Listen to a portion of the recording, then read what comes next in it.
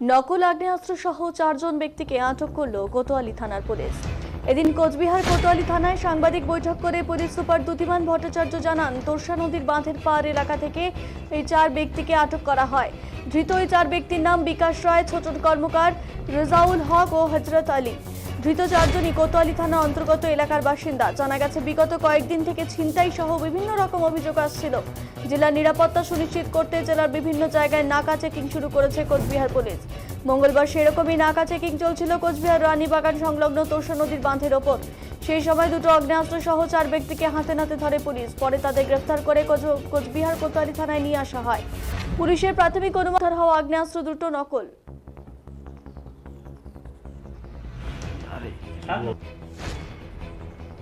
বেশ কিছুদিন ধরেই আমরা কোতোয়ালি শহরের যে পার্শ্ববর্তী অঞ্চলগুলো রয়েছে, মানে শহরের লাগোয়া যে অঞ্চলগুলো, সেসব জায়গা থেকে বেশ চুরি ছিনতাইয়ের খবর পাচ্ছিলাম।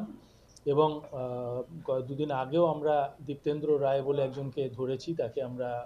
তার থেকে আমরা যে চুরি যাওয়া মালও উদ্ধার করেছি। আজকে আমরা 4 জনকে ধরতে পেরেছি। তাদের মধ্যে রয়েছেন বিকাশ, ছোটন, হজরত আর রেজাউল। এদের 4 জনকে ধরা হয়েছে এবং এদের কাছ থেকে দুটি পিস্তল উদ্ধার হয়েছে, যেগুলো আপাত দৃষ্টিতে নকল বলেই মনে হচ্ছে, কিন্তু এটা আমরা পরীক্ষা করাবো। এরা বাঁধের পাড়ে, যেটা তোরসা নদীর বাঁধের পাড় দিয়ে এরা যাতায়াত করছিল এবং সেখানে আমরা নাকা চেকিংয়ের সময় তাদেরকে ধরতে পারি।